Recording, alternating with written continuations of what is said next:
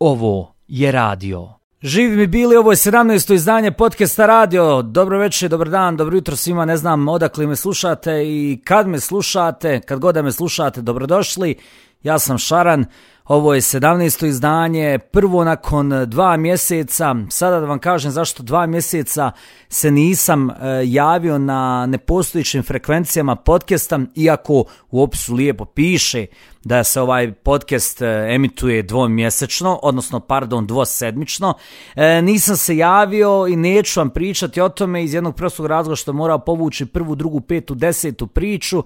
Jednostavno bio sam pod enormnom količinom stresa, nekako žiža tog stresa bio je posao koji me iscrpio me kreativno, iscrpio me duševno, iscrpio me mentalno, koliko god ja volio svoj posao. Nekada su te stvari sasvim normalne, očekivane, nekada ih dočekate, što se kaže, na volej, a nekada vas baš spucaju štocem u glavu i nastave vas šutirati dok ste na podu. Danas sam odlučio da nedjelju u potpunosti posvetim isključivo sebi, apsolutna sebičnost, dakle porodica 0 poena, drugovi 0 poena, čak ni fiziološke potrebe, odlazak u WC 0 poena, kateter se prikopčao i rekao sam sam sebi, hajde malo molim te, otvori dizne, otvori mozak, pokušaj da se dovedeš u stanje u kojem se osjećaš ugodno u vlastitom tijelu. Onda sam nekako sumirao šta sam sve od projekata tako dugo zanemarivao i skontao sam da ova 17. epizoda leži na hard disku nepripremljena, a bila je spremna sirovina za 17. epizodu još u septembru mjesecu. Skontao sam to, onda sam uzeo svoj blok, svoje olovke, penkala i počeo da ilustrujem nekoliko primitivnih crteža iz Oktober serijala. Za sve vas koji ne znate, Oktober izazov je zapravo vještina crtanja 31 crteža na osnovu riječi koje su zadane od strane ilustratora Jakea Parkera. Za više informacija kucajte na Google Oktober. Ja sam pratio Oktober prvih 10 dana, odnosno prvih 10 dana oktobra, međutim nakon toga jednostavno kažem, bio sam udaran štocevima, nisam se mogao dići sa poda i nisam uspio da izganjam tu cijelu priču do kraja. Evo danas sam krenuo dalje, krenuo sam u neke nove avanture. Možete pogledati neke od tih crteža na mojim profilima na društvenim mrežama, odnosno možete pogledati sve te crteže na društvenim mrežama. Potražite me sa handlom Budaletina, ali Buda se piše kao B-U-D-D-H-A letina, dakle Budaletina sam prvo Buda. Sada vam objašnjavam zašto sam to izabrao. Hajde da vam objasnim šta ćete imati priliku slušati u nastavku, najdužu epizodu podcasta Radio. Možda bi ona koju sam snimio sa režiserom i novinarom Velimirom Grgićem bila duža, da je nisam presjekao na 2 epizode. Ovu sam odlučio, pošto nisam u oktobru snimao nikakvu drugu epizodu i imao sam prostora na disku, odlučio sam da je pustim zajedno tuto kompleto. Rezao sam male šumove između ali uglavnom cijela je priča spremna. Vratimo se na sekundu nazad. Rekao sam da je bila spremna u septembru. Zašto? Ovo je zapravo razgovor, puni, kompletni razgovor sa profesorom, buddhistom, punkerom, čovjekom koji se zove Glenn Wallis. Evo sada ću upravo da njegovu knjigu uzmem u ruke. To je čovjek koji je napisao 2018. godine knjigu Critique of Western Buddhism, Ruins of the Buddhist Real. Knjiga koju čovjek koji je budista kritikuje zapravo zapadni pogled na budizam. Raspravlja o tome šta treba da budizam bude, šta budizam nije i na koji način se budizam treba razrušiti. Recimo Richard K. Payne, profesor japanskih budističkih studija, je rekao da je ova knjiga najvažnija knjiga moderne budističke filozofske refleksije i tako dalje, da sad ne čitam sa ove zadnje strane. Ja bih prije svega da kažem thank you Glenn for sending me t-shirts, thank you Glenn for sending me the book. Now I can finally reread it properly, but I'll keep the Kindle version intact for all the necessary word checkups and stuff like that. My English sucks.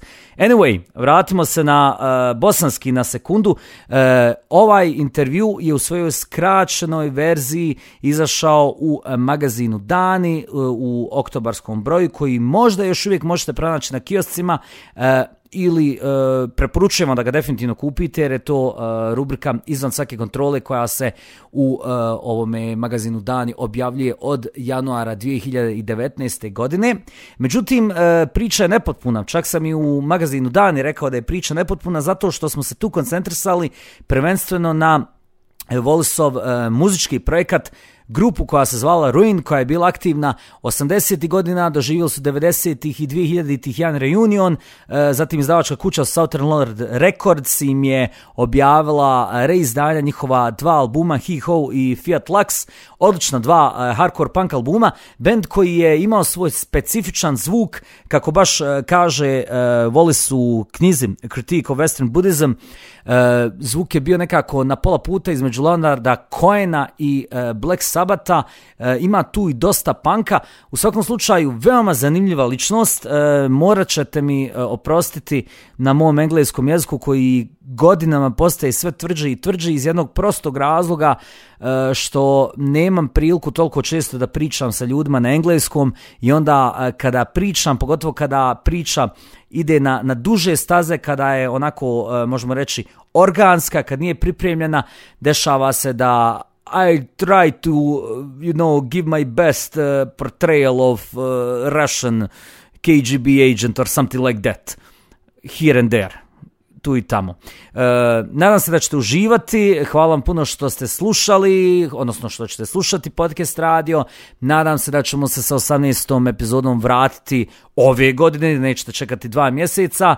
Ne zaboravite posjetiti, kažem, mene na ovim svim društvenim mrežama. Možete podcast radio slušati na onajkojikuca.com ili putem svog omiljenog podcatchera, samo tražite radio. I ako vam se piše na moju adresu, želite da mi nešto poručite, želite da kažete svoje mišljenje o podcastu, želite da ga sponzorišete, zamisli ti tog čuda, onda definitivno pišite na radio@onajkojikuca.com. Hoćemo li? Hoćemo. Uživajte u mom razgovoru sa profesorom Wallisom. Ovo je radio. So across the great pond, this time we have a punk rocker and professor, Glenn Wallis. He's with us today. Glenn, welcome to Podcast Radio. Thank you. It's great to have you here, and it's really hard to even start this interview because there are so many things I would like to ask you, and maybe the easiest thing would be to ask you, first of all, how are you today, and what's the weather like where you are currently? Well, we're talking about the weather. Well, I am fine. The weather is strangely hot and humid for the middle of September, but since we're in a global climate emergency, I guess I shouldn't be surprised, right? Yeah. Well, I think it's the same thing right here in Sarajevo. It starts with the cold mornings, and then it gets more and more humid. Yeah, I go out in the morning and take my dogs for a walk, and I think it's going to be a nice autumn day, and then before you know it, poof. So you're in Sarajevo, huh? Yeah, Bosnia and Herzegovina, the capital. Wow, that's supposed to be a cool city, huh? Yeah, well, actually, maybe I'm not the right person to ask because I'm overly critical of a lot of things. Of course. that's I'm a journalist, so I'm like always asking questions, questioning everything. And you also, did you grow up in Sarajevo? Yeah. Actually, I was born here, and I was a refugee in Croatia during the wartime, during the 90s, and then I came back. And I learned English because that's the most standard things everybody asking, how did you learn English? And I said, I learned English watching cartoons and playing video games. True? Yeah. Really? Wow. So are you going to interview me or I'm going to interview you? I have no problems with that. Maybe it'll be a conversation. We'll see. Okay, let's see where this will take us. Yeah. I always wanted to ask, well, actually, since I found out about you, I wanted to ask you, do you ever get compared to Greg Graffin? Because two of you are both punk rockers and academics. To Greg who? Greg Graffin of Bad Religion. Oh, I didn't know he's an academic. Is he? Yeah, he is. He's doing. Oh my God, I can. I don't know, but he wrote books about evolution. No kidding. Well, Yeah. no, this is the first I've heard of that. There's a history of people going from rock and roll or punk or whatever into academia. Like the bass player for the Velvet Underground, I think he became a professor of English at the University of Arizona, if I remember correctly. And I always thought, when I was young, I thought that was so bizarre, to go from, Andy Warhol in New York City and Velvet Underground and Max's Kansas City, all that world into academia. I thought it was so weird. I didn't understand how you could cross over from one world to the next. Of course, now I understand how you can do that. Your involvement with the punk rock scene in the band Ruin is basically the reason why I've decided to interview you. And it also touches on the two great subjects of interest of mine, punk rock and Buddhism. So let's start with the early 80s and formation of Ruin. When I started reading your latest 2018 book, you mentioned Leonard Cohen on one side and Black Sabbath on the other. And when I first heard Ruin, I also heard MC5, Stooges. I swear I heard some MDC in there as well. So cool. For all of those unaware of Ruin, how did the Ruin form? Well, it's funny you mentioned that because it kind of began with my brother and me and this friend of ours, Vasco, who became the singer of the band. And we lived near each other and we were listening to things like Alice Cooper, Black Sabbath, New York Dolls, Iggy and the Stooges. This is like mid 70s into the late 70s, and then Sex Pistols, hit, and the Dead Boys and the Ramones. During this time, even before what was known as punk rock, there was something in the air. There were ideas circulating because we were writing songs that sounded very Ramones-like. So there was something happening where things were speeding up and getting more aggressive, and there was kind of a backlash against the long, ponderous prog rock music. And me and my brother and Vasco were just, we'd skip school, we'd plug in our guitars, and we'd start writing songs. And so that's really how it started. But then we all moved into the city, Philadelphia, in the late 70s and early 80s. And then we connected to other musicians and, got a rehearsal space, started writing songs and all that. But it was really much, part of that world you just described, influenced by Black Sabbath, MC5. And these are pre-punk bands, obviously, but they were really exciting to the young guys like me at the age at that time. And, we wanted to start a band. So basically you come from the pre-punk rock era. You weren't attracted to an image or a band, you were attracted to an energy. That's perfect way to put it. Absolutely. An energy, a power, an energy, a passion. Yes. So it seems Ruin's music is a mutation, not only according to your own words, but when you listen to it, is a mutation of different musical genres and ideas. Was this the first idea, the core of the ideas, or is it an evolution of some other idea? It actually wasn't conscious. Like, we didn't sit down and say, let's put different styles together and see what happens. So let's talk now about when we had the actual 5 guys in the band. I think it's on the Wikipedia page, talks about the fact that some of the earliest notices that we got, like one from this rock reviewer named Ken Tucker, who's now pretty well known, and I don't know, he won a Pulitzer Prize or something. Back then he was a young man. He noticed right away, these guys are blending different genres. It was the first that we heard that. Like, we just had different interests, and we just put them together, like including interest in American folk music. Me and my brother, our father comes from Oklahoma, like the same area as Woody Guthrie. I don't know if you're familiar with that music. You know Woody Guthrie? Yeah, of course. Yeah. So my father would play these songs, sing these songs. We had records of these songs. So, Cordy, our bass player, was really into more art music and British invasion music, like early Rolling Stones, stuff like that, the Byrds. We all had different interests, and we were a democracy as a band, so we all just brought what we had into it, and it ended up being this interesting mix of things. Was it hard working and arranging songs because of so many interests?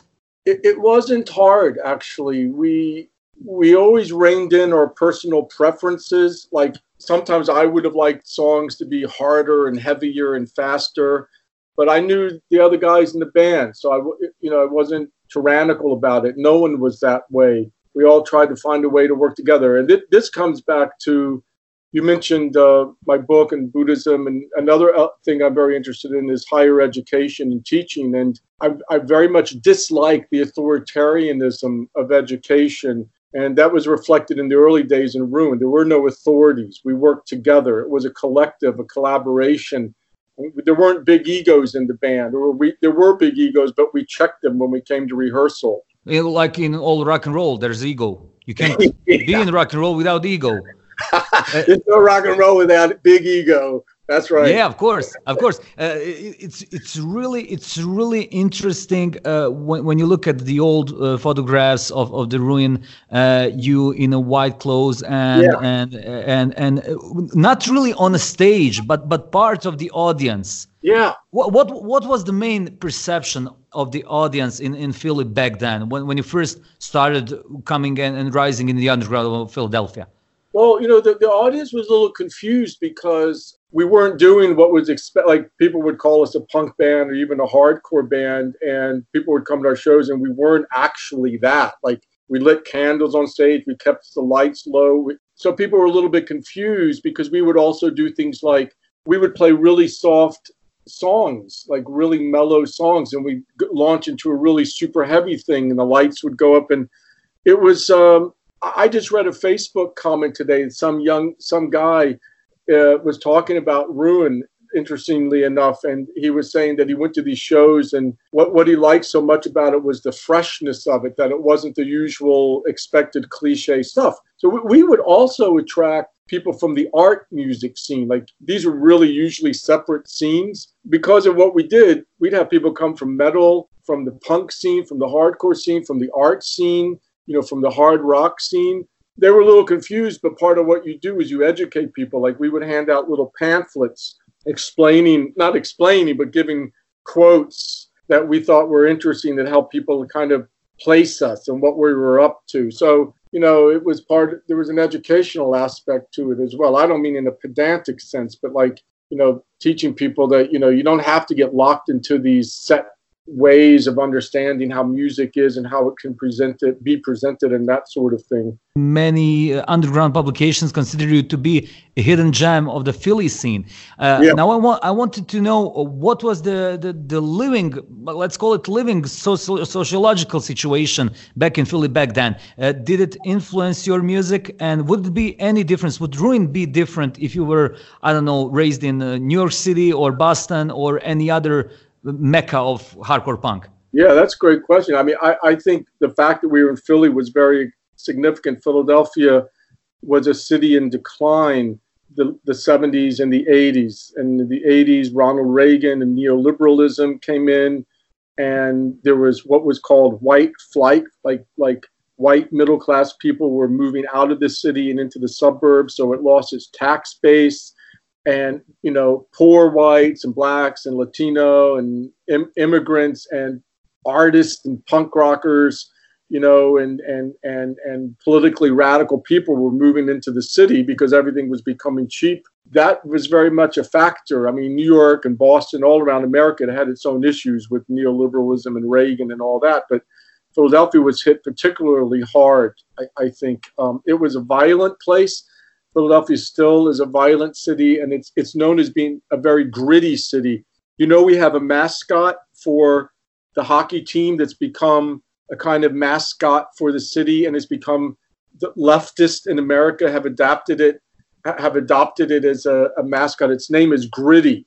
I don't know if you've heard of that or not. No, I actually haven't. You should have a look. It's like a ridiculous looking creature, but Philadelphia is a very gritty city, and it was worse back then. And another thing about Philadelphia that people writing about music of that era comment on is Philadelphia didn't really have a sound. Like, if you say Boston punk, I immediately hear SSD. Yeah, you hear music. Yeah, of course.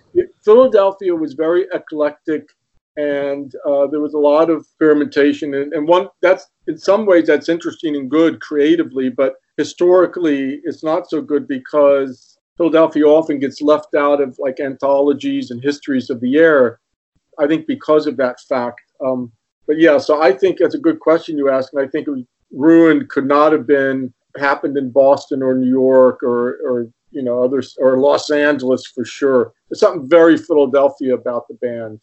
Can you maybe comment on the ideas of Ruin maybe being some kind of an escape hatch from the reality of the Philly at the moment, maybe in that way?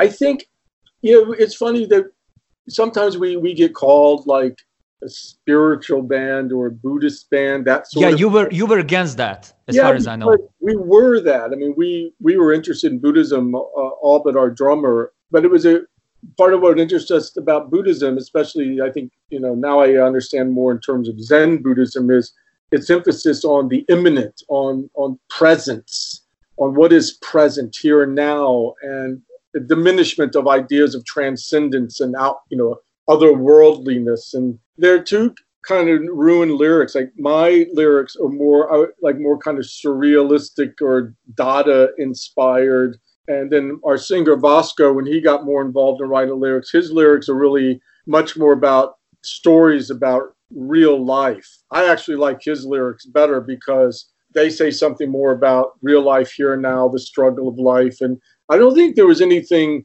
escapist about Ruin. It was very much about opening your eyes to what's going on. I think that was a general interest in punk rock, right? Don't you agree that it was very much like punk rock in part was very much disliked the hippie. Of course, it was like a counterculture, or call it like that. Right. Yeah. It's like the hippies are all about, peace, love, and understanding, and escape, and utopia, and, taking drugs. Yeah.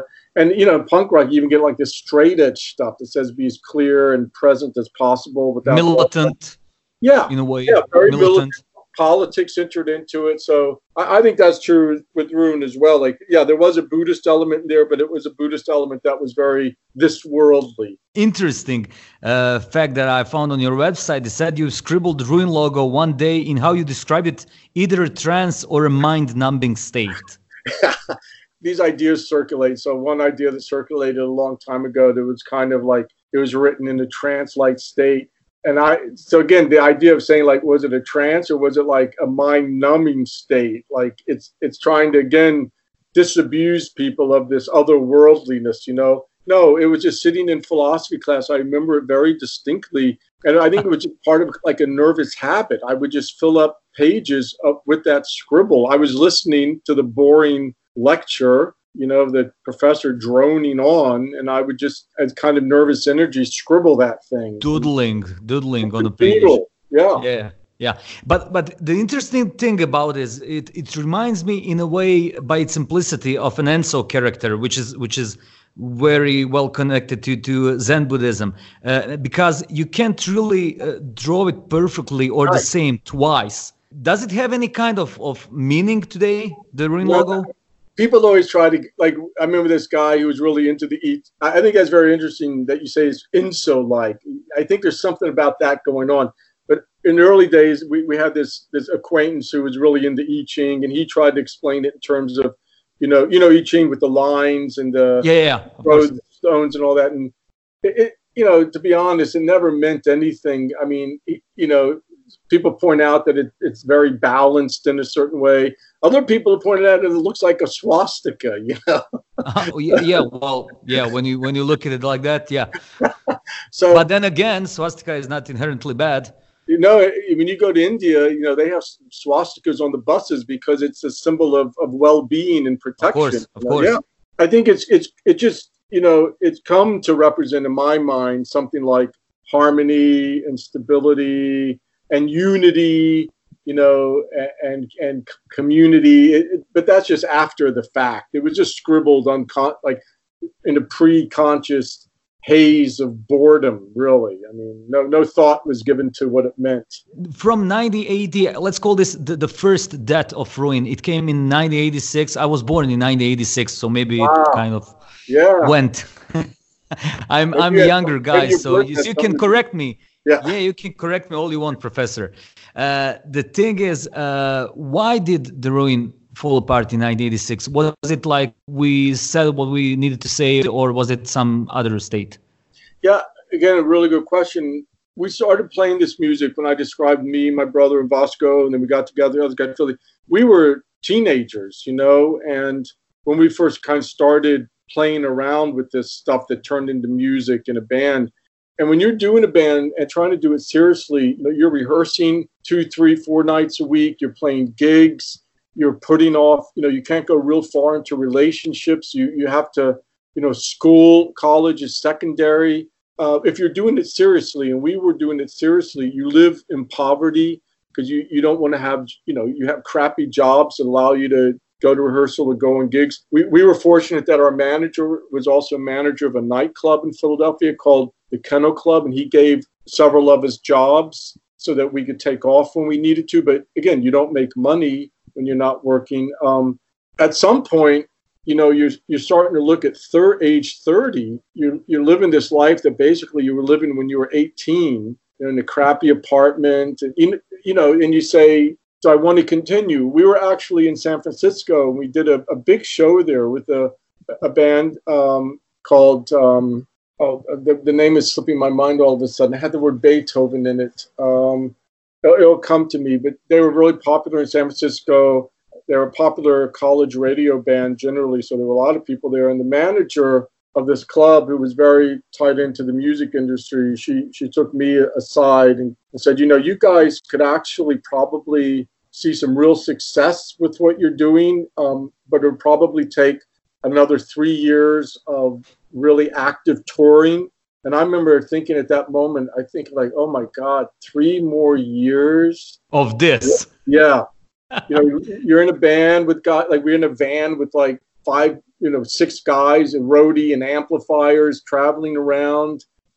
Just the rehearsal, the strain on, personal relationships is really hard. People don't realize that, how much effort, how much toil, how much labor goes into producing what seems like, just simple, easy little songs or something, but a lot goes into it. So at some point I went to rehearsal and everyone was ready. I'm like, you guys, is it time to finish this? And it seemed like everyone was like, yeah, less is more. I remember Cordy, our bass player, said something to that effect. Like at this point in history, with what's happening in music and politics, doing less is somehow doing more. So we broke up the band immediately, and we went and had a Guinness, and we drank beer, and we all felt okay about it, and we got on with our lives. There's a morning, a band at that level is something, even at our very low level of success, it's something that really stays with you your whole life. It's an intense experience, and I guess it's just hard to maintain it for too long. Of course, I completely do understand you, because I'm also playing in a band. I'm also playing punk rock, wow, but on a less successful scale than you, because right here, right now, we have non-existent punk rock scene in Bosnia, and it's really hard. Yeah, of course, but it's really hard to tour with a kid and day job. So it's really hard. When you say there's no punk scene, you mean because it's all become like post-punk or other kinds of music? No. Actually, there's no punk scene. We had a punk scene after the war in 96, and toward maybe 2010, it completely, diluted into a few bands that are non-existent. But basically, the punk scene always in the Balkan area, which includes Serbia and Croatia and Bosnia and Slovenia, was bands from different countries and different cities tying together. It wasn't really, you couldn't, form a singular city scene. Yeah. It was always hard. You can basically in the bigger cities like Belgrade, who has, 2 million people living in it, or Zagreb, but in Sarajevo, my city, it was always a non-existent. It was always like 5 or 6 bands playing actively, and then they, just disappear because of life. Yeah. Do you know a band named Amoebics? Yeah, of course. Actually, I watched them in 2009 playing live in Prague. I went from Sarajevo. I think there's a cool video from them from the I don't know if it's from like the early 80s, but they're in some Balkan country. I forget. It is actually You know that? actually, yeah, it's from Novi Val, a festival in Slovenia. Yeah. And even the band made the mistake stating that it's from Sarajevo, because they did play the last gig of their first era of existence. They played in Sarajevo in a club called Sloga. But that video, that YouTube clip, That's from Slovenia. That's from Slovenia. It's a cool piece. There's also a cool shot of an Italian band. By the way, I remember that name of the band was called Camper Van Beethoven. I don't know if you've heard of them. They were on the American. No, actually, haven't. There's another Italian band. Damn, their name's slipping my mind too. But they have a good live video somewhere in the Balkans. I forget if it's Croatia. I forget where it is. I'll remember it and I'll let you know. It's an Italian, it's like punk metal, noise metal, but it's really cool, beautiful. It'll come to mind. In 2013, you came to existence, sprang into existence again with The Ruin, and Southern Lord Records re-released your 2 albums. Was it Stephen O'Malley or Greg Anderson who came in touch with you guys? Greg Anderson. Yeah. How did the story came to fruition? Yeah, I mean, we were really surprised. He actually contacted us on Facebook a few years ago, and he's in this cool band Sun. I don't know if you know them. Do you? Of course, Drone Doom. Yeah, Kanate, Sun, all of Burning Witch, all of those bands. Yeah. And there was a message in there, and I didn't think anything of it, but because I didn't really put 2 to 2 together. He's just like, hey, if you guys ever want to re-release your records, let me know. And I just forgot about it. But then a few years later, Jello Biafra of Dead Kennedys. That means something to you, I'm sure. Of course. Our drummer, Tentacles. Yes, yes, exactly. Our drummer went on to play with his new band. And, Guantanamo and the School of Medicine. Yes. They've done a lot of European festivals and stuff. And our drummer Paul plays with them. But so after a show they did in Philadelphia, I was backstage talking to him, and he expressed this idea. This is Jello, to redo our record. So we got that moving. He connected us to someone to tweak the sound on things, re-engineer it in whatever ways they could, and we were moving along with that. But then Alternative Tentacles decided they needed to cut back financially, so they put it on hold. In the meantime, somehow Greg Anderson got in touch again, and we went through. And Jello was cool with it. He's like, "Yeah, I don't think I'm going to be able to do this for a while, so go for it." And Greg Anderson told me that he actually saw us as a young man play in a park in San Francisco. And it really had an effect on him. And he always kind of in the back of his mind thought he'd like to do something with us. So it was a perfect storm, so to speak. Southern Lord's a very cool label. They produced really beautiful white vinyl records and really nice artwork.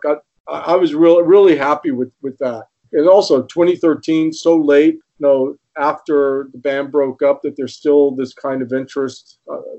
We're really pleased. And we did a show in Philadelphia to kind of celebrate it and to, give records away and all that. And that was all fun. We've done a few. So it wasn't just 2013, but in the 90s, we did a couple of reunion shows.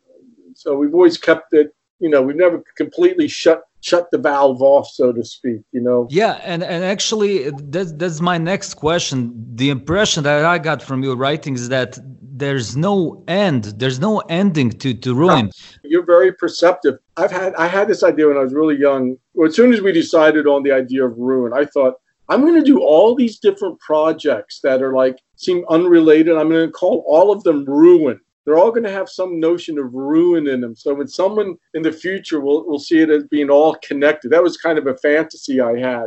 And in fact, my last book, the subtitle is Ruins of the Buddhist Real, right? This was an idea. And it's very astute, the comment that you just made, because it is all connected to me and there is no end to it, because it has something to do with human existence. There's the whole notion of ruin, of course, is somewhat complex. It doesn't just mean decay and destruction. It also means, I don't know if you had a chance to read the preface to my new book. Of course, I read maybe 90% of your new book. Wow. That's great. You know, the last chapter is called Meditation in Ruin. Yeah. So it's this concept of ruin. Well, anyway, maybe we'll get to that later. But we will. Yeah, to answer your question, I think, yeah, you're right. It's all connected. The music, the stuff on education, my teaching, my scholarship, and beyond. And because it's all part of a whole life. I never liked the idea of having a life that has compartments and parts. Like, you know, like academics, they have these websites and they just put all their boring, staid academic stuff up there, like pictures of themselves with a tie and a suit, even though they might be into like death metal. They never put that on their website, right? I want to put it all up there. It's like censoring yourself. It's like censorship. Exactly. It's self-censorship in the service of preconceived ideas about how an academic or a musician is supposed to be. You know, I always wanted to make it a single piece, all of a piece. Let's now move on to a non-musical part of the podcast. Sure. Let's call it like that. What aspect of reality were you fighting or encountering or meeting for the first time as a person when you first encountered Buddhism? It's so vivid. And I think the reason it's so vivid was because I was going to a very strange high school. Back then we called it a democratic school, but it was actually very inspired by anarchist educational ideas. There were only 18 students. I was the 15th student, so it was very, very small. And they asked you what you wanted to study, what you wanted to learn about. There was no curriculum, there were no courses, no grades, no teachers, nothing like that. I said I would like to learn about Asian philosophy, which tells me I had been interested in that already. I remember my father gave me remember that Ram Dass book, Be Here Now? Yeah.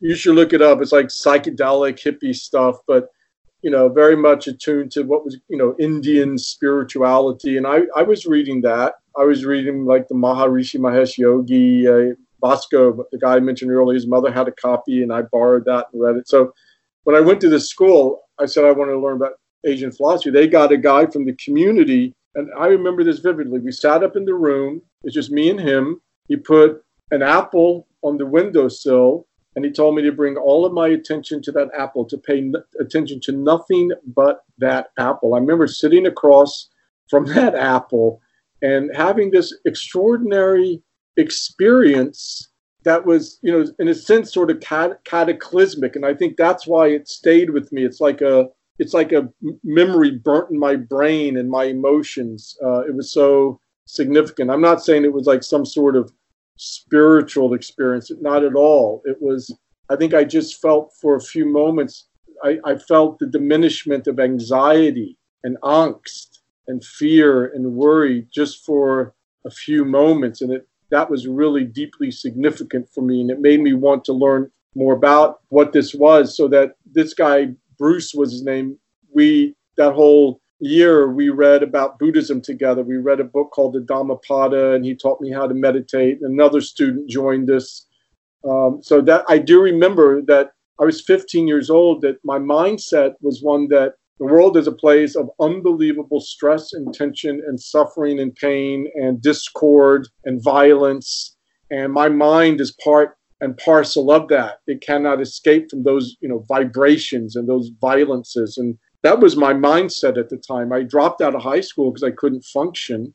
My mindset was very much, I have to find a way to cope in this world, you know, and Buddhism seemed like a good method. Was it, I don't know if you can even measure it like that, but how hard was it for you as an adolescent to pick up on the Buddhist lessons that you were first, you know, served with? This is really another really interesting question, because this guy, Bruce, I talked about this somewhere. Did I write about it? I can't remember. Anyway, this guy, Bruce, was a hippie dropout. He was being trained by a big American organization called IBM, and he was going to like collect data. And he learned that IBM had been in Vietnam collecting data and involved in like torture and all this.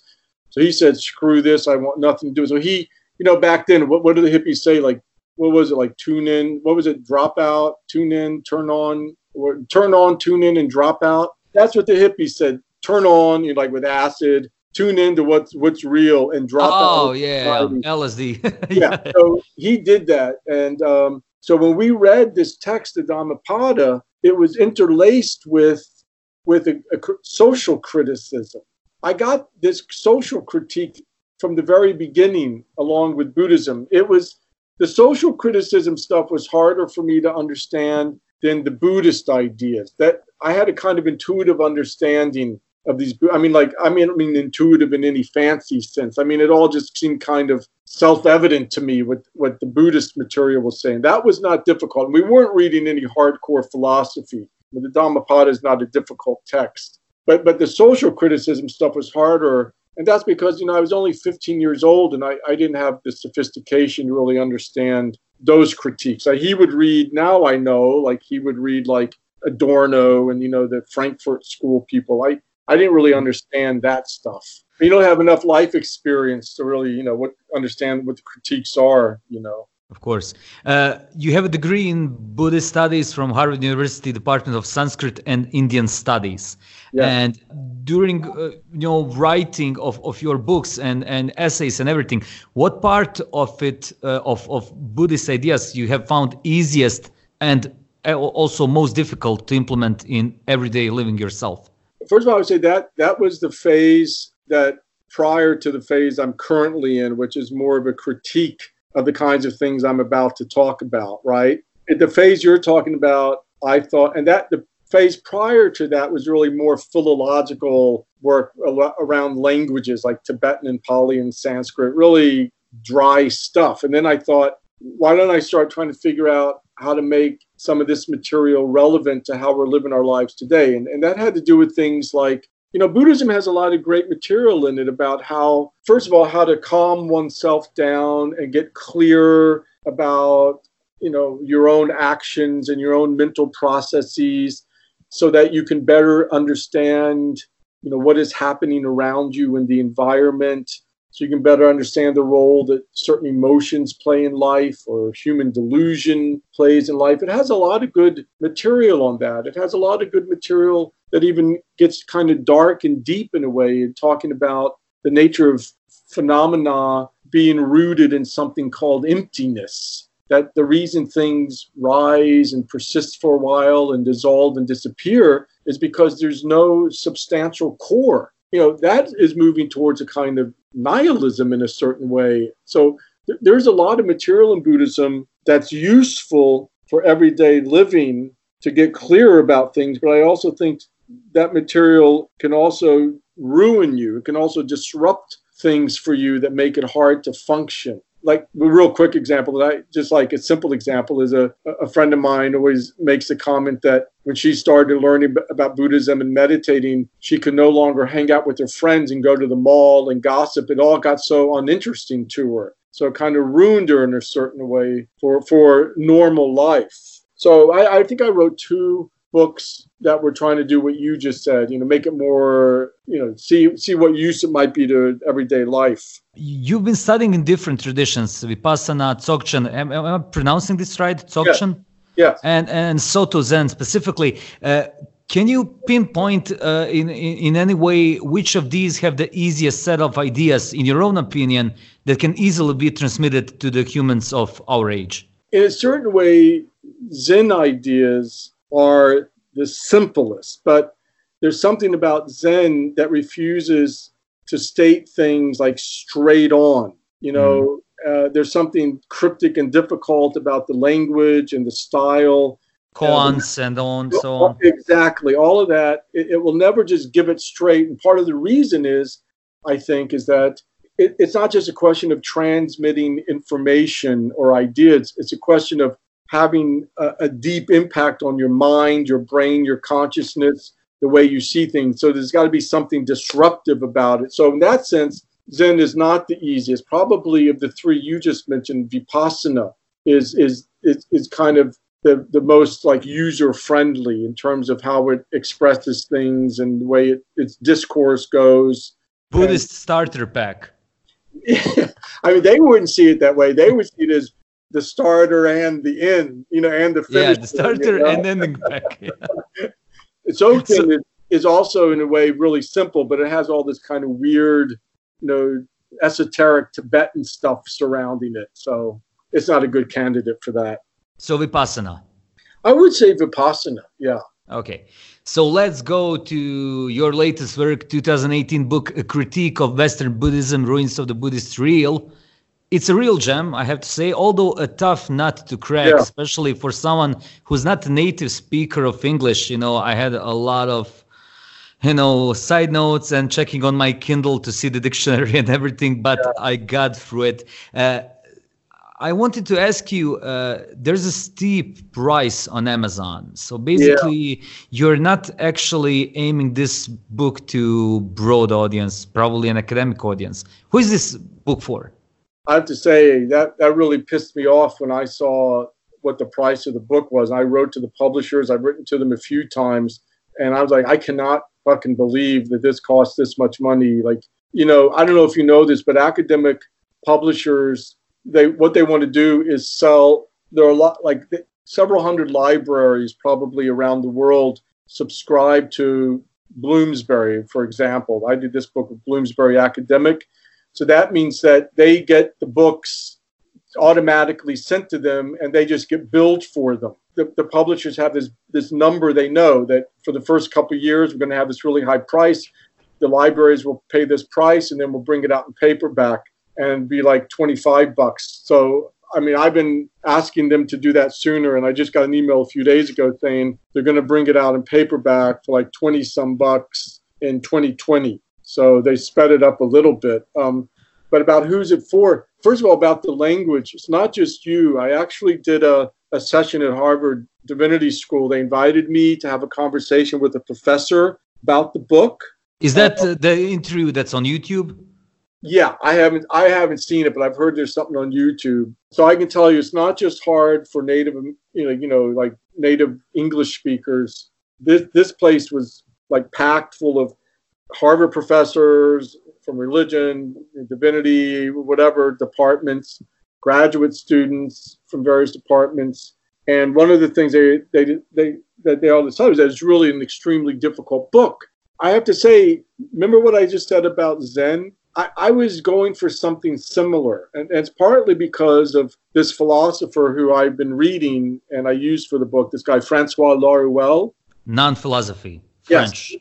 You cannot read Laruelle with your same mental framework. Something has to happen with that mental conceptual framework in order to absorb his ideas. In a way, a lot like Zen or surrealism or Dada or punk rock or a lot of different transgressive cultural, artistic, literary forms. So the difficulty is actually intentional. So this is like almost 300 pages long koan. Yeah.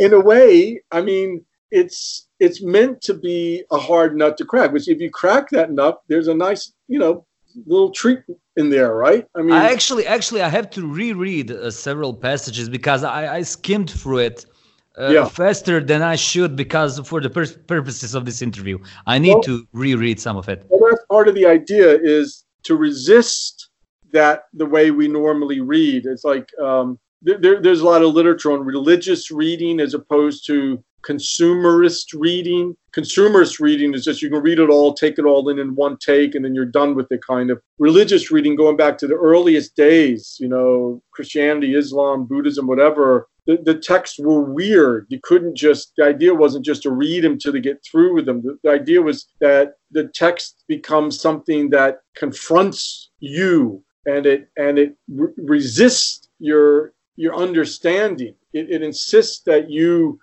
alter your way of thinking and interacting in order to conform to what it's trying to do. So there's a lot of that going on in the book. But having said that, to answer the last part of your question, it's for everybody. Anyone can. It's actually very clearly written. It's just difficult. That's all. Some music can be difficult, but nonetheless coherent. It's also not difficult forever. You start understanding what's happening, and it starts becoming normal in a way such that the other stuff that was easy before that you start hearing that differently, like that's saccharine or too easy, or making too easy of a choices or whatever. Anyway, so the book itself is being in this way being what's called performatively. It's not performing. It's not a performative contradiction. In other words, part of what the idea of the book is that theory and reading and thinking is a form of practice. And so that I wanted to create a text that required a kind of practice in order to engage it. And you're right, a lot of people won't be interested. The Buddhist world's not interested. They dismiss it for the most part. But there are some people in the Buddhist world who haven't dismissed it, so that some of the ideas have been disseminated even in the Buddhist world, like through podcasts or blog posts or accessible reviews or whatever. The first thing about it, the title is really promising, a critique of Western Buddhism, because in a way we always, perceive Buddhism and ideas of Buddhism as something that can and is open to criticism. But is it? Is it really open to criticism? Yeah, and Buddhists themselves don't perform a critique on Buddhism. They have intra-Buddhist spats about how to understand this or that, or, differences of views, but no one performs an actual critique on some of the underlying postulates of Buddhism itself. I think this is the first I know of, really. Most things that go for critiques are really, to me, apologetics. You mentioned François Laruelle. Am I pronouncing that right? Yeah, probably I do. My French is not that great. Why did you decide to analyze Buddhism through the lens of non-philosophy? It's actually, I stumbled on this text by Laruelle called, I think it's just simply called something like An Introduction to Non-Philosophy. And it's only like, you print it out, it was like 10 pages long. And I started reading this thing and I'm like, oh my God. I say, first of all, I have no idea what this guy's talking about, but it seems really interesting and important. I'm going to figure out what the hell he's talking about here.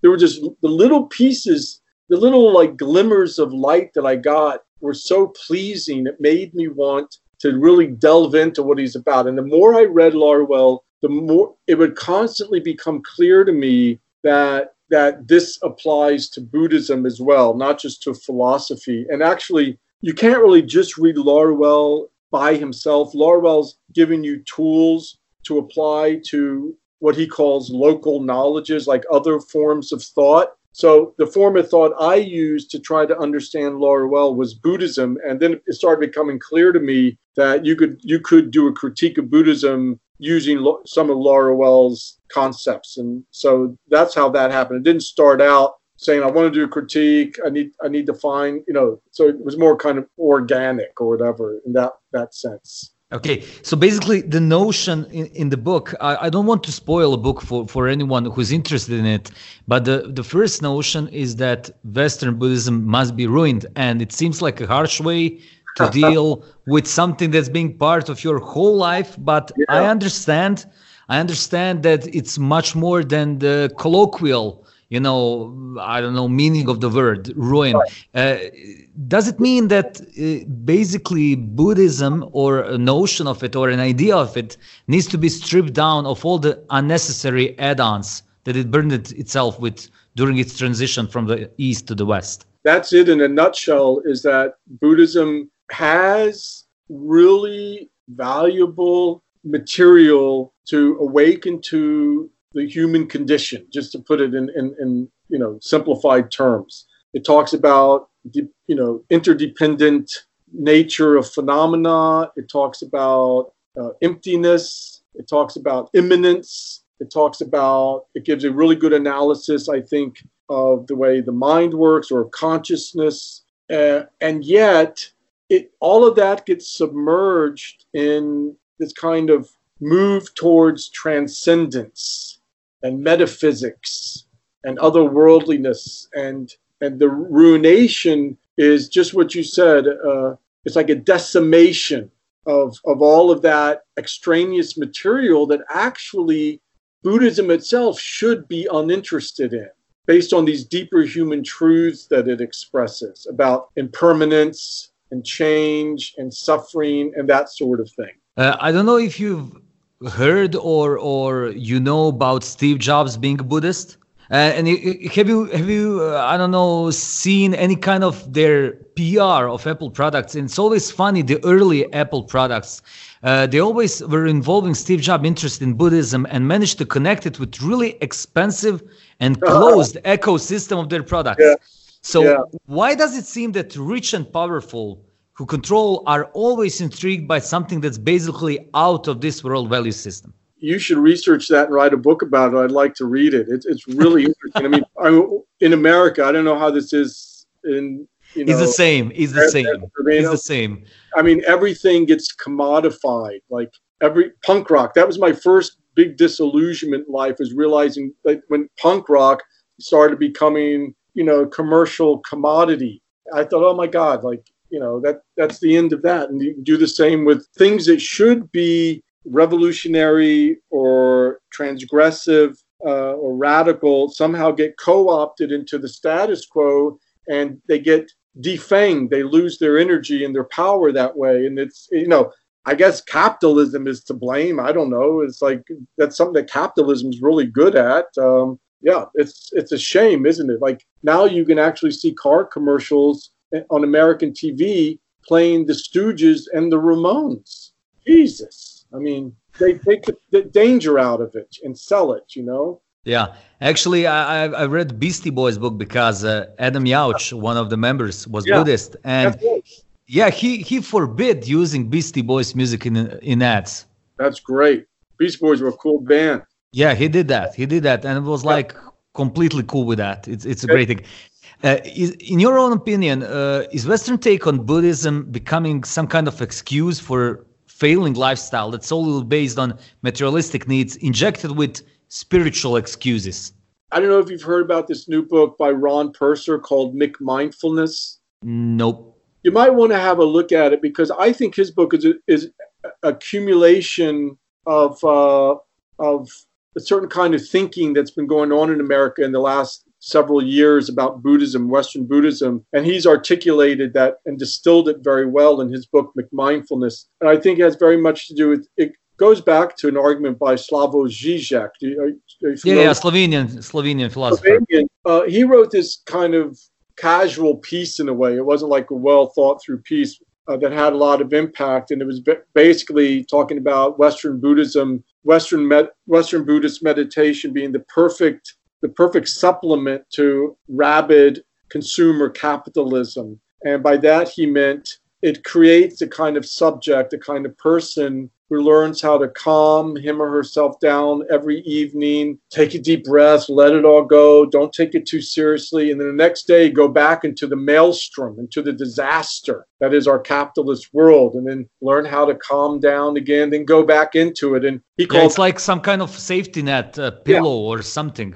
Right. He calls it a fetish. It's a way of disavowing the fact that you actually participate in this destructive form of life, because I have my own little sphere of activity where I do mindfulness or meditation. And I think that's the argument that's circulating in America right now that's really gaining traction about Western Buddhism, about meditation, mindfulness, yoga.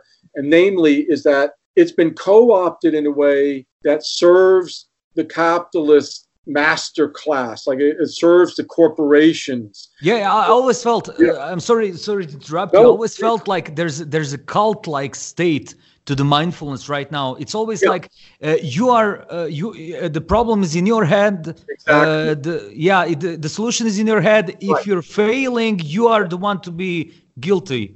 That's it in a nutshell, right there. And that's it in a nutshell. And that goes back to neoliberal dogma that it's all up to the individual. There is no such thing as society. It's all the individual. It's all you. It's all in your head, etc. Yes, I think you nailed it with that. Can we say that mindfulness, as with the M, with the capital M, became some kind of a sacred cow or a golden cow for capitalism, or even a shield for it? Yeah, I think it's interesting that you mentioned the capital M, because to me, the capital M mindfulness is this ideology of mindfulness. So it's just what you just said it is. The lowercase mindfulness is just a simple cognitive ability. Yeah, be attentive. Yeah, be attentive. Exactly. Mindfulness has really been embraced by the corporate world in America for the very purposes you mentioned, to teach the worker that, if you're all stressed out here, you need to learn how to chill, If you're complaining, you need do not question conditions. Yeah, exactly. Don't ever question the conditions. So that's the critique that's happening now around Buddhism and mindfulness and meditation in America. And a lot of the people in those worlds are kind of scrambling to say, okay, how can we make mindfulness and meditation, or whatever it is, Buddhist meditation, have a more socially aware, justice-oriented component to it.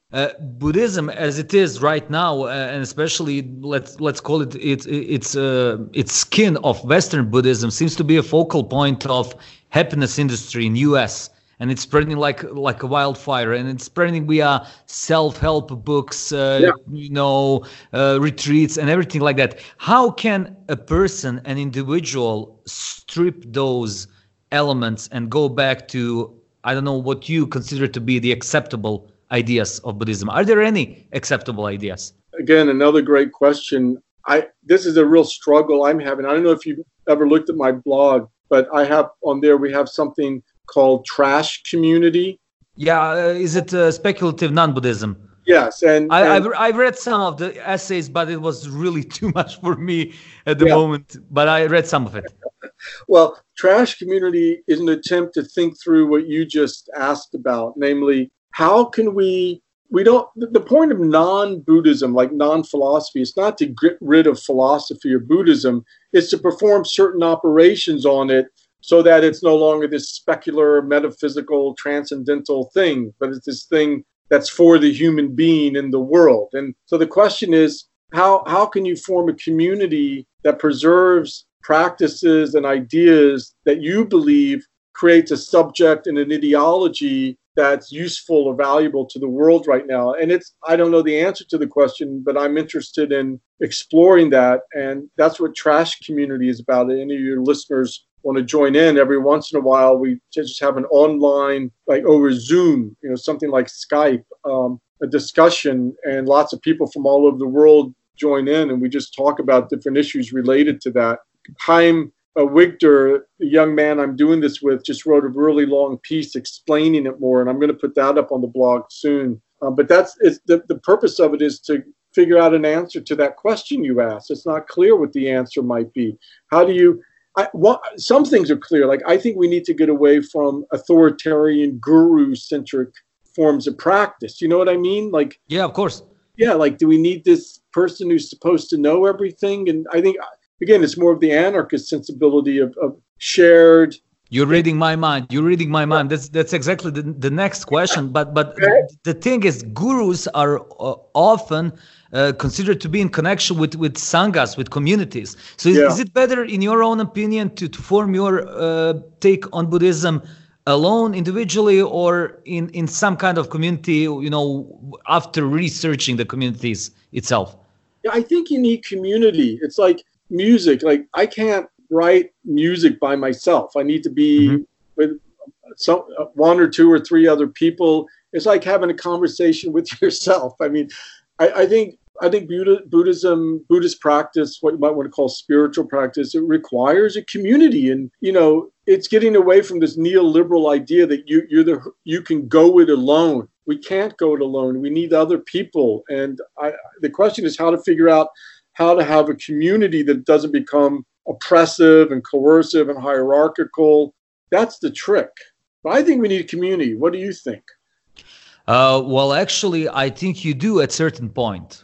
I think you need to first be involved in and eager to learn. And then again, you can't go through all of it alone. The same thing as with the band. I also don't write music by myself. Yeah. I'm not that kind of guy. I always work in a rehearsal room with the guys. Let's start jamming and let's see where it takes us. Exactly. What do you play? What instrument? I'm a bass player in one band and singer in another. Two bands. Great. Oh, cool. Well, I think it's actually, why should it be any different in a way for education or Buddhist practice? I think it's very similar for the very same. It's like, I like that concept. I use the metaphor of jamming all the time. Like in the classroom, I'm going to throw out an idea and let's jam on it. You know, let's see what you can bring to it. I like that. That requires community, you know. Mm-hmm. Yeah. So let's get back to mindfulness. These are the last set of questions right now. But the mindfulness, it's really hard to get this. Hopefully you'll understand me. Can we teach the ideas of capital M mindfulness to people?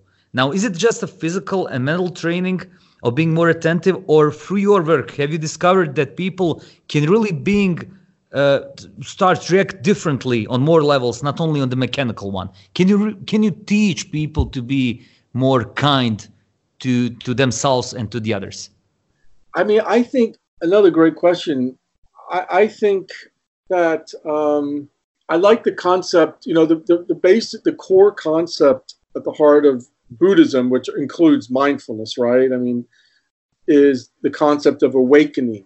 That's what the word Buddha comes from, a root that means to awaken, like to wake up. And you wake up in the morning, you're doing some Buddha activity. It has to do with going from a condition of unconsciousness or pre-consciousness or mental haziness to being awake and clear and aware of what's going on. I like that metaphor. I think there's a lot within Buddhism and mindfulness rhetoric or discourse that actually serves that project of the human being waking up. The problem is that Buddhism and mindfulness itself impose too much ideological baggage onto that. They impose too many ideological ideas about what it is you're waking up to, about what it is you see when you wake up, or how you are when you wake up, how you speak. And I think that's unproductive, and it's counterproductive to the actual. If we have practices that help us to become clearer about thinking processes, about the spectacle, the social societal spectacle, the hallucination, about delusion, about what's possible, we don't need ideological systems to fill in the blanks for us. That's for us to figure out. I think that's where Buddhism and mindfulness go wrong. But I still think there are practices there that could serve that project of awakening in that general sense. And I will just say that the more I think about this, the more I think that education is necessary. Human dialogue, engaging with ideas, and talking to other people. But that's why I founded, I don't know if you've come across Insight seminars. Yes, that's the next question. Two questions from now. Okay, well, so I'll leave it. But I'm starting to think that the old guru yogic model of practice, like where there's like contemplative meditation, and then the guru talks about it, I think that's no longer really useful for us. I think what's useful for us is more of something that's more similar to what happens in an educational environment rather than like in a Zendo or meditation or yogic environment. That's my thinking right now. Yeah. You mentioned anarchistic views a bit earlier, and I also felt an anarchistic vibes from the ideas presented at your blog and books. Am I wrong about this? You notice an anarchistic what vibes. The ideas that you're right. The ideas about community, the ideas about how we should handle things about around Buddhism. You're very perceptive. That's correct. I was deeply formed by anarchist ideas as a very young man in that high school I went to as a 15-year-old. So yeah, that's all in there. I've only recently become more explicit about it, but it's all hidden in all my books and everything I do. Yes. One of the things that I found really interesting, and I'm trying to teach that to my 7-year-old kid, and you dedicate your last book to your daughters, is they also like to sell mindfulness. The selling point is mindfulness for kids. Yeah. So have you ever worked trying to teach mindfulness to your daughters? Does it work like that? I've tried to teach them actual meditation. they would come to my meditation group, and my older daughter once helped me lead a retreat. They hated it. It was a mistake. My Zen teacher at the time said, one person meditating in a family is enough. Leave your family alone, Yeah, if they discover it along the way, that's okay. Exactly. Yes. Yeah. That's the same thing. It's really interesting, but that's the same thing I'm working on with the music that I present to my daughter. I never, impose the music on her. I just let her listen to the music that I'm listening to because it's, playing in the living room or something like that. But I'm not go like, this is Rocket to Russia. You need to listen to this. Yeah, I agree. I just put it there in their atmosphere. Maybe, who knows? Maybe something will stick. It's funny. You mentioned Rocket to Russia, like Ramones. Yeah, of course. When my older daughter was, I don't know, like 13 or something, she was getting really interested in music. And I did give her a little like history lesson, and that was very illuminating for, I think, like because the Ramones didn't make much sense to her, and I'm like, okay, listen to Emerson, Lake and Palmer. Let's listen to this like 20-minute Yes song, and then we'll listen to Susie is a Headbanger, and then she started to understand a little bit like the value of punk, and now they listen to everything. Like all of history is in, on their whatever, Spotify or whatever it is they listen to. Led Zeppelin could have been a band from last week as far as they're concerned. It's just there and there. Yeah, they're called Greta von Fleet right now. Yeah, exactly. That's right. Okay, so you're one of the scholars teaching at Insight Seminars in Philadelphia. What are the Insight Seminars? Who are your primary audiences? I presume that must be different kind of people due to the fact your teachings haven't been locked behind a paywall. Yeah, exactly. The seminars are free if you like them. You can pay $20. You can pay up to $90 for a session. They are for the public is trying to create high-level, sophisticated education on like a seminar, graduate school seminar model, but for the public. And it's extra institutional. It's outside of any institution. I do try to get, I have a lot of people from local universities teaching these things, but they're on board with what we're trying to do. They're not just like these staid old professors who come and lecture. I always try to keep it between 8 and 15 people, which is a bad business model because you're not making a lot of money, but I want to have a good discussion. And it's a good open dialogue. And the seminars are on themes that are kind of leftist leaning. Like I'm putting together a series now of things that are kind of floating around in our, conceptual world in America, but no one really knows enough about. Like, what is capitalism? I'm doing a session on that. Like, what is Marxism? What is neoliberalism? What is feminism? What is dirtbag leftism? These are things that people kind of bump up against all the time but aren't clear about. So I do these seminars. I don't do them myself. I get other people to do them. I mean, I do some myself, but it's a collaborative effort. And it's held in Center City, Philadelphia, downtown. And nothing's behind a paywall because I want it to be accessible, even free. And I want to attract a whole large range of people. And I want to have an impact on, really what I want to do is reduce American stupidity a little bit, That's basically what it comes down to. Maybe you should do a world tour. Yeah, some guy in Australia approached me. He wanted to create something like there. And I told him, take all my materials. It's anti-copyright. Do it. And he has something like this going on in Melbourne. You can look it up. Where he's really? That's great. Yeah. That's great.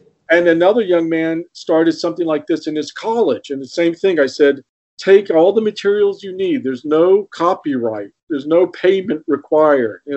Back to this idea of the anarchist, like decoupling your activities and your values from profit, right? So I'm very much all about that. And so Insight Seminars is my real main interest right now. Glenn, thank you very much. Thank you. It's been a real pleasure. I'm working, over hours right now, but as I said, this is the most pleasurable time of my day. Seriously. Seriously. Can you please tell our listeners right now where they can find more about you, your work, promote yourself? A good place is just go to glennwallis.com, and it's spelled GLENNWALLIS, glennwallis.com. And then there are links to all the other stuff from there, you know. Okay, I'm going to also write that down in the description. Great. Thank you, Glenn. Thank you. Thank you, John. I really appreciate it. Ovo je radio.